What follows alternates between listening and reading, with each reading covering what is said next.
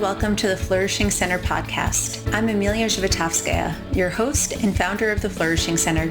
We are training the change agents of the world and equipping them with research-based tools for healthy, happy, and successful living, and we're so grateful that you're here. Each episode features 3 sections. First is the Science Says section, where we summarize a recent research study and show you how to put the science into action.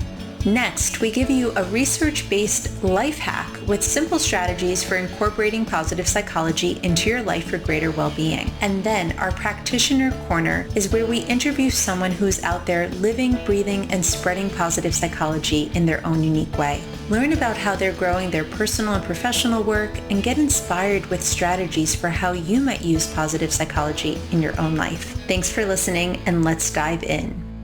Hello everybody, so excited to be here with you today. And today's Science Says we're going to explore what impact does taking a break in the middle of the day at work make on performance.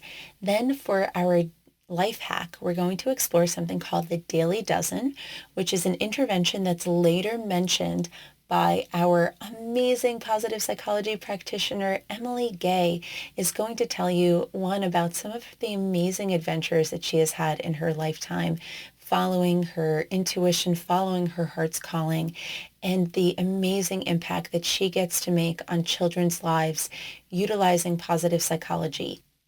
From fascinating projects to the trials and tribulations of her life, you are going to be inspired and empowered. And I know that I was brought into a state of awe just hearing about this beautiful woman's journey. I think you're going to love her. Let's dive in. Today's Science Says is an article recently published in the Journal of Applied Psychology titled Daily Microbreaks and Job Performance, General Work Engagement as a Cross-Level Moderator. The authors wanted to understand what impact would taking micro breaks throughout the day make on energy management strategies to help employees sustain their resources throughout the workday? Previous research had shown that people who took breaks impacted their emotional state by reducing their negative emotions and increasing their positive emotions throughout the workday. However, little research had been conducted on actual employee job performance, which is what these researchers aim to understand. They took 71 telemarketers at call centers in Korea and had them report their demographic information and level of engagement.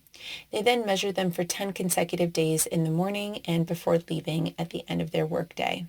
They measured their workload, engagement in actual micro breaks, and the role of positive emotion. What they found was that relaxation, socialization, and cognitive activities were related to increased positive emotion and therefore greater sales performance. They found this even after controlling for the amount of work that they had throughout the day and what their emotional state was in the morning coming into work. They found that positive emotion fully mediated the day-to-day relationships between the 3 micro breaks and performance, the 3 being a relaxation microbreak, a socialization microbreak, or a cognitive activity microbreak. One other type of microbreak that they measured was a nutritional break, taking a walk to grab some coffee or grab a snack at the cafeteria. What they found is that food breaks didn't actually impact sales performance the way that those who facilitated socialization, relaxation, or cognitive activities. This is really interesting just to remember that it seems as though the key moderator is that it induces positive emotion. While snack breaks can induce positive emotion, they may be something that people expect to be able to do throughout their workday as opposed to something that truly feels like a break for them. They also found that employees who had already high levels of work engagement, micro breaks did not have a significant day-level indirect effect on sales performance through positive emotion. But employees who had low work engagement did show significant indirect effects from the positive emotion. So it suggests that there might be a benefit for people to consider how they spend their time at work, considering the fact that many of us spend as much of a third of our life working. We want to see how can we maximize both our job performance and our emotional state, and taking small breaks throughout the day to give your mind an opportunity to reset. Take a little relaxation break, connect with people, and get that positive emotion going could be one simple strategy for people to increase their performance and their happiness at work. Today's life hack is an intervention called the Daily Dozen that was introduced to me by my dear friend and colleague, Deb Giffen. This is an intervention that you're going to hear reference next in our Positive Psychology Practitioner Corner as the interviewee talks about the impact that this particular exercise makes on her. This is her go-to exercise anytime she feels like she needs a pick-me-up, anytime that she feels that she's kind of stuck in her life and needs to shake up the energy. And I could not agree more. This Daily Dozen is an exercise that I frequently use, and I'd love to share it with you because it's simple, it's powerful. It's just 12 statements that you write down. And if you'd like, you could do it daily. You can do it a weekly dozen if you'd like. I prefer the daily dozen, but here are the 12 statements. Give it a try and see what impact it makes. And if it's your first time doing it, I do recommend setting a goal to do it for 2 weeks straight or a month straight, just to test the impact that it can make on your life. So the key is to get ourselves into a positive emotional state and work with some of the challenges that we might be feeling in our life. So remember, positive psychology is about amplifying the positive and mitigating or working with things that are challenging in our life. And this Daily Dozen does all of that. So you write down the first 3 statements. 1, 2, and 3 are 3 good things that have happened in the past 24 hours and how you contributed to that good thing happening, or why is this good thing happening to you. So you're looking for the good, but it has to be recent. Then number 4, 5, and 6 are 3 challenges that you're facing or something that's not working in your life. And for each of those challenges, consider what is one thing that you could do to turn that negative into a positive or to turn that obstacle around. So we're not just focusing on what's not working in our life. We're also asking ourselves the question, what can I do about it? How can I change it? And it's not always necessarily things that you will do, but it's things that you could do. So let's say work is really bothersome right now. You could quit. You probably wouldn't quit, but you could quit. And so sometimes when we're facing challenges, the benefit of this exercise is just to remember that we have the ability to choose. We have locus of control, which we sometimes forget when we're so weighed down by the obstacles of our life. The next 3 statements, 7, 8, and 9, are things that you're grateful for in general. So it does not have to be the past 24 hours. It's just anything that you're grateful for in your life. And then the last ones, 10, 11, and 12, are what Deb Giffen calls future gratitudes. Giving gratitude for something that you want to create or want to see happen that has not yet happened. What are you longing for? So future gratitudes are stated in the present tense as though they've already happened. And I like to state them as, thank you, universe, for enabling me to have a successful podcast where we have hundreds of thousands of listeners who are benefiting from this work every single week. And as I state these, I usually state all this or something deliciously better in the greater service of all, reminding myself that I can hold an intention for what I would love to see happen, but whatever it is that the universe has in store for me will most likely be even better. So the last 3 statements are future gratitudes, feeling that wave of positive emotion of having that thing that you want or doing that thing that you want to create and getting yourself into a positive emotional state with it. So there you have it. The Daily Dozen, 12 statements that you can easily write. Once I get into a flow, I can do my Daily Dozen at the beginning of the day or at the end of the day in just less than 5 minutes. And it makes such an impact to my mood and over time, cumulatively, to my energy state on a day-to-day basis. Hello, everybody. Today with me, I have Emmy Gaye as my guest. She is a quality improvement specialist for New York State. She's joining us from Brooklyn, New York. And a little known fact about Emmy is that she danced on the Great Wall of China. We can't wait to find out what that means and about all of the amazing stuff that Emmy is up to. Emmy, thank you so much for being our guest today. Oh, well, thank you for having me, Amelia. And just my acquaintance with you has had such an impact on my work. Doing the positive psychology course with you has just influenced my work in every area. Oh, that's amazing. Emmy, thank you so much. Let's dive right in then. What is your work? Tell us about what you're doing these days. Well, I work with children, and that's just a commitment that I have, a calling that I have. I grew up in an impoverished community. I grew up in welfare poverty, and I always would think as I was leading my life, I have had several careers, and one was as a performer. I was a professional comedian for 20 years. And I would look at children, I'd look at their lives, I'd look at the stunted possibilities, even though I was having a great life traveling around the world. That's how I ended up on the Great Wall of China. I knew that many, many, many children were not having a good life and would never have a good life. And I would always think, who's going to do something? Who's going to do something for the children? Who's going to do something? And I just had this epiphany one day, like this small voice inside of me said, you, it's you. And once I had my daughter, I was very fortunate to have a child at 42. That was like my miracle. And once I had her, I decided to retire from my performing career and to really dive into my passion and my calling, making the world a better place for young children. So that's a long answer, but it's a description of how I got where I am, a quality improvement specialist. I'm one of about 25 highly trained professionals that work with public funded child care centers across New York State. So I go in, I coach, I counsel, I bring in resources, scholarship funding, and it's a state funded program. Quality Stars New York. We are New York State's early childhood rating and improvement system. So and when I say we, I'm one of, like I said, we have like maybe about 27, between 21 and 27 specialists that do what I do across the state.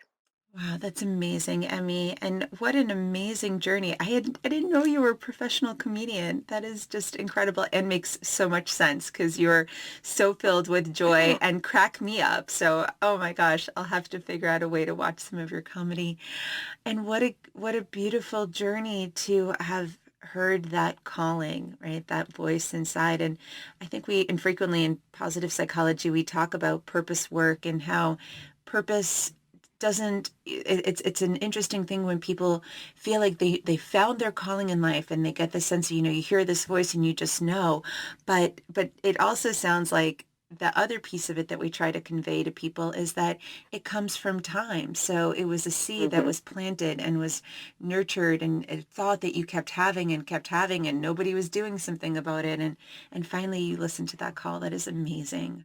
Oh, yeah, thank you. And it is an amazing journey. It's to get up every day and feel like I'm doing something that's important to me. Like I don't want to be too grandiose and say I'm changing the world, but at least I get up every day and what I do, I feel is important to me. Yeah. And I know that you've been involved with lots of learning and lots of projects all over, not just within the state of New York, but even across America. Would you speak about some of the ways that you've been finding opportunities to be of positive impact? Well, yes, I was very, very fortunate last year to be involved with Standing Rock. The water protectors out in North Dakota. Again, that calling that I always have to be present. That's another calling that I've had is to be present in my life and to be a witness. So, and that's an interesting calling, a calling to be a witness, to be present and witness what's going on, to be present and witness the not only struggles and the pain, but also the triumph and the resilience. So I got involved with the uprising and Standing Rock, communicating back and forth with the water protectors to see how we could help them. there was a school on both camps had a school, but we went to the Sacred Stone camp to work with the school to help them improve their resources, to connect them with Wi-Fi and sustainable energy resources. So I took some technicians out to Standing Rock. We raised money within our church to take technicians out to Standing Rock to work with them to help to put up their wind turbines to generate sustainable power for the camps. And then we also went to the school to help them connect with Wi-Fi. And we spent a few days at the school helping them to organize the school and arrange the materials. And it was really wonderful because it was such an abundant environment. I mean, there was this incredible energy of people connected to the land and the environment. People from all over the country had come there to stand with the water protectors, the indigenous people that were part of the Sioux Lakota, the Sioux Nation, but then also other indigenous people from around the world had come to stand together for their land and their treaty rights. So it was just this amazing experience being out there with all of those people, but then to also experience all of the abundance from around the world because people had just donated so much stuff. Like we went to the school to help them organize, and there were just like boxes of every book Stephen King had ever written. There were boxes of geometry books that people had sent. They were just like containers, like, I'm not sure what you would call them, but there was like yurks filled with sleeping bags, clothes, gloves, hats. The people had just donated from everywhere. So that was, I think, really a life-changing experience, one getting really intimately connected with the indigenous community, but also the generosity of the world in supporting that community. I'm sorry, my dog just, I have a He's dog, and when he's somebody goes by the door, he he wants to get his gets 2 cents excited. in. Yeah, He's just doing his doggy dharma. yeah. Protecting you is doggy dharma. So that was wonderful. Going out there, going to work with them. I just came back from Europe, and it was last year vacation. But I also have been very interested in play spaces for young children and how play spaces are organized. So I've been working with a colleague of mine to support the development of discovery playgrounds in the city. And those would be playgrounds that were designed and built out of natural materials, a variety of natural materials that will encourage young children to explore, to develop their gross motor abilities by being outside and playing, but also, their cognitive abilities through curiosity and discovery. And I was in England and France, and I got to take some photos of some of the playgrounds that they have there, which are very interesting. Everything is low to the ground. There are different heights and spaces so that the children aren't just walking on flat surfaces. That Mm. was very interesting and engaging. Wow. Talk about vitality and learning through the body. That is such an inspiration. And your journey of just listening to where you're being called to and the doors that it opens up when you follow that creative impulse is just incredibly inspiring. Would you speak more, Emmy, to the ways in which you've been integrating positive psychology into your work professionally with children?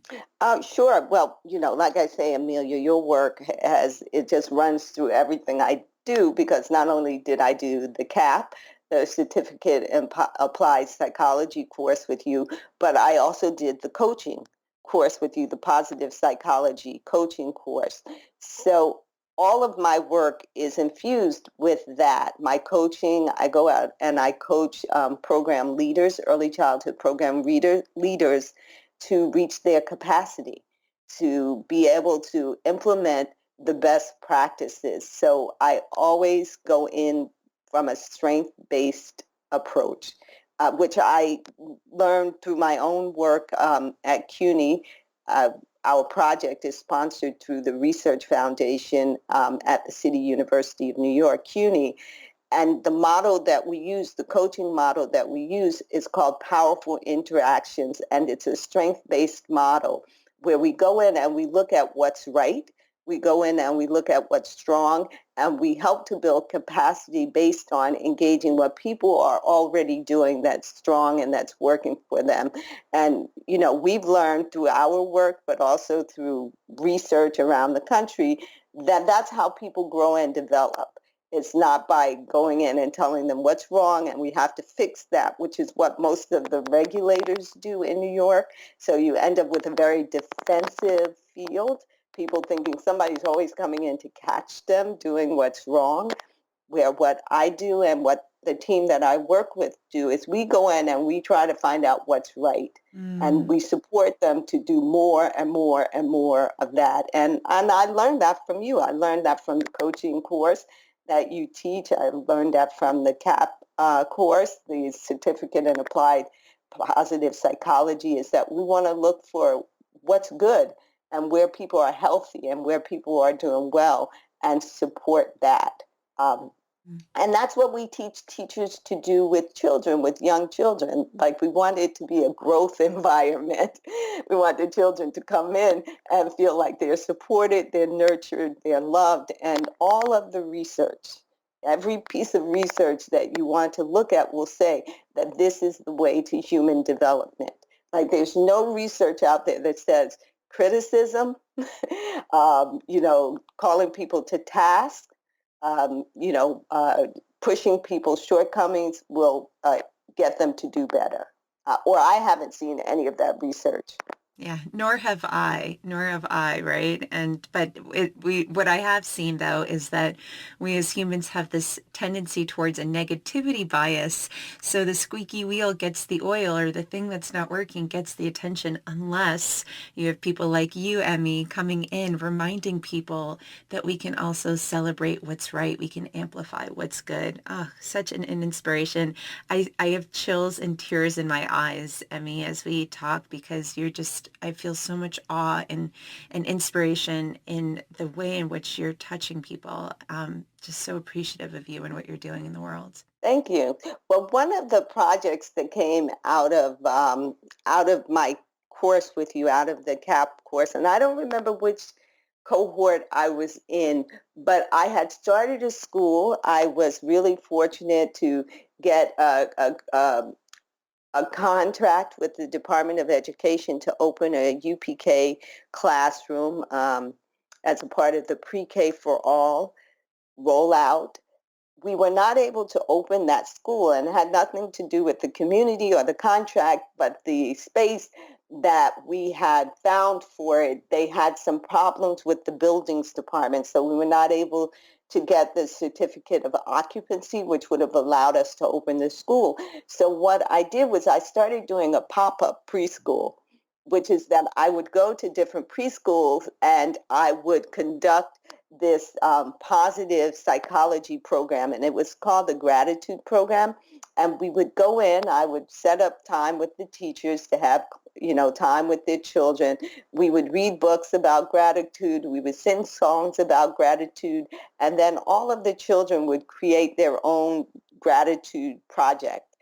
And what I did was I took photos of all of the artwork that the children created, and I made a video of it, and I posted the video online so that other people could see it and also share to amplify our positive message. And what are some of the ways in which you personally utilize positive psychology? As our listeners know, our motto in positive psychology and mind-body medicine is that self-care is healthcare. And what are some of the positive psychology practices that you integrate into your life that nourish and nurture you? So I got this from you. Even before I took the Certificate in Applied Psychology course, the Daily Dozens. So I do that. I don't do it like continuously 365 days, but I'll do it for 90 days. Like, if I'm going through something, if I'm feeling like, like depressed, or I'm just not feeling right with myself, or if I've gone through something that's negative, I'll do it for 90 days. Every night, I will go through all 12 of the gratitude questions, uh, and it shifts something. Yeah.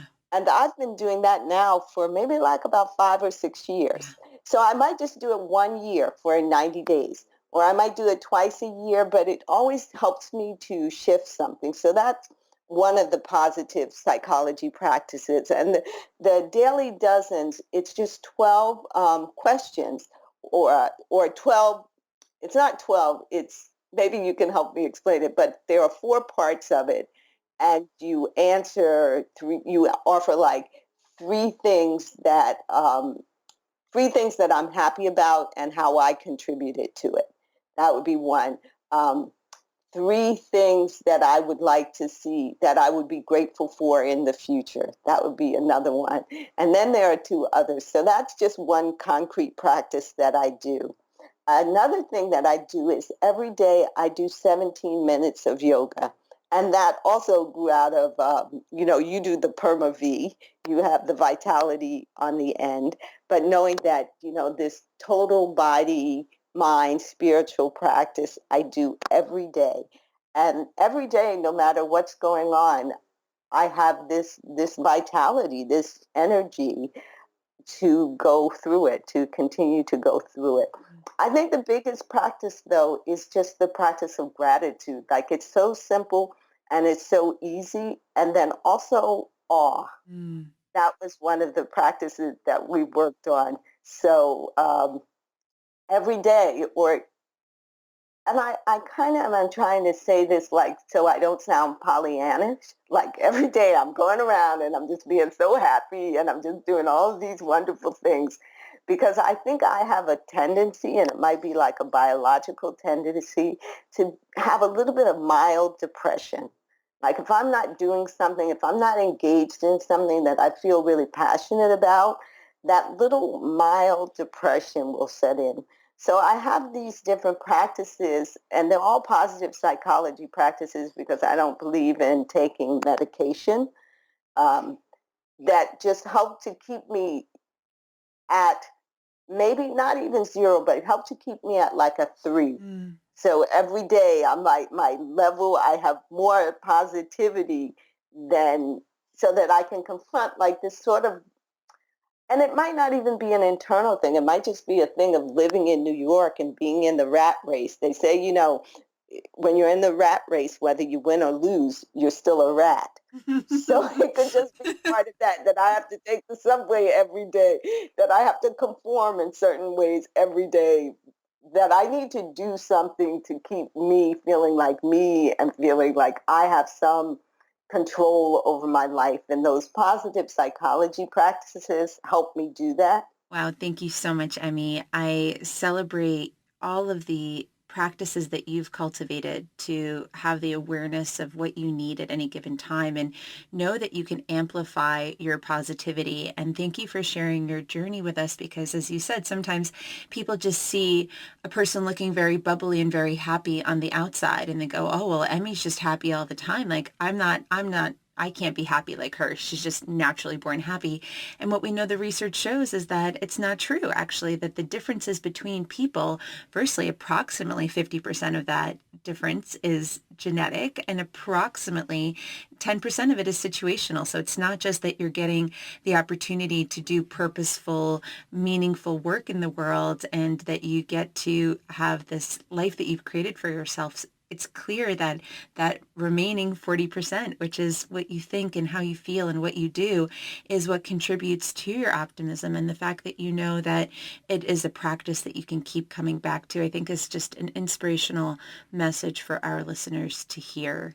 Well, I think I realized the other day, it's interesting because I, just came back from Europe and I had this wonderful, wonderful experience. We were down in London, then we went up to Northern England, which is incredibly beautiful. Then we went to France, but it took work to plan that, like the flights, the trains. My daughter at one point said, we've been on every type of transportation. I said, well, we haven't been on a bike yet. But it took work. And reflecting on that, I was thinking that to have a good life, it does take effort. Because sometimes when I'm at home, like I'll just be like, oh, I could go out. Nah, don't feel like it. But then I don't have this great night. It's just like dinner, the dog, maybe talking to a friend on the phone, where if I would have put a little more effort into it, it could have been a restaurant and a movie or maybe an off-Broadway play. So I think for me, and this might definitely not be for everybody, but to be successful, there is a bit of a rat race that you have to participate in. And, and a part of that is soul killing and what's going on in the world around us, just being aware of what's happening in the world is soul killing. It's some very hard stuff that's going on.